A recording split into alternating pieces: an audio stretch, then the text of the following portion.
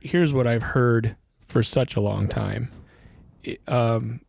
Various strategies and events that we've put on, or various things that even we've done in our business, and certain numbers that people ask you about, and you start throwing out averages and whatnot.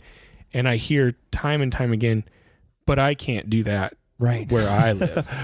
And then I say, well, I'm from a small town in central Illinois, with that's really You're saturated. from there where my daddy's people are from. Yeah, buddy.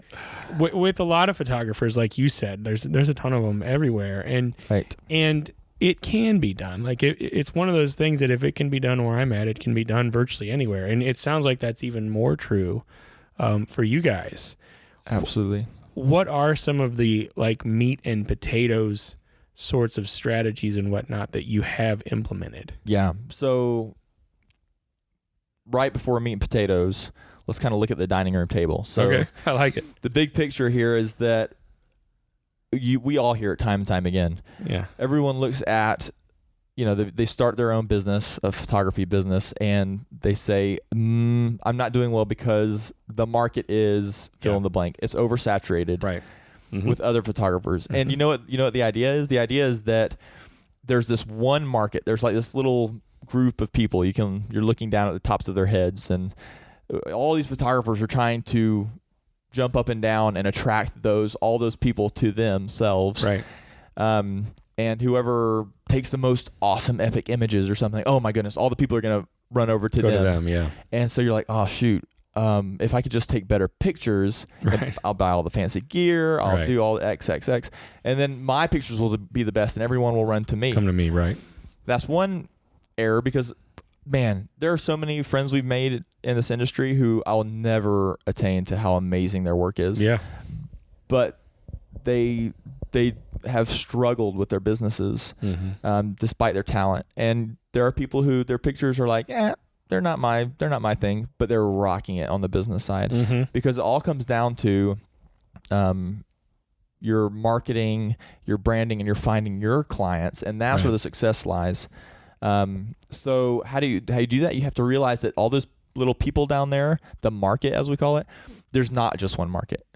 You learn that the market is actually divided up into like 6 or 7 different types of markets that we can talk about. Okay. And if you can just what you want to do is find that market that really that meshes best with your brand. And I don't just mean like your style of photography, but what you're about, your values, the people you can connect with that way, the people you can connect with who are good candidates for what you offer. And remember, as photographers, we don't sell commodities. Even if you're selling prints, we as photographers are not in a commodity industry.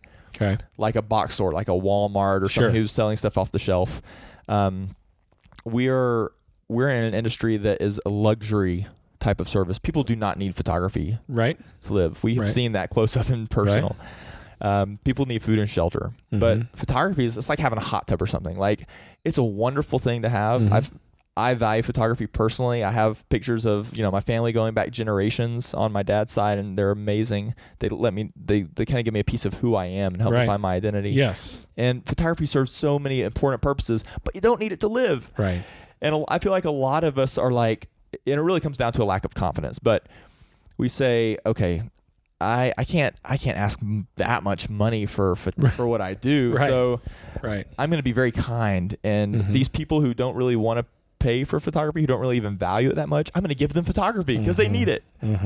And I'll do it for cheap. And what you end up with is a bunch of starving artists in our industry. Right. And a bunch of people who are benefiting from their overwork and workaholism. And those people don't even really care about the pictures that much. Right. And so what I would love to see is more photographers change our attitude and realize, listen, I'm not going to be greedy. And when I charge what I'm worth in my business, it's not because I'm being greedy.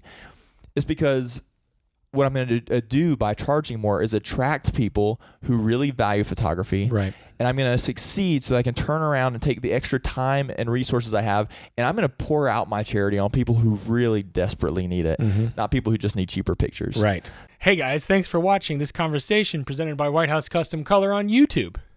Be sure to check out our other content and click that subscribe button right there.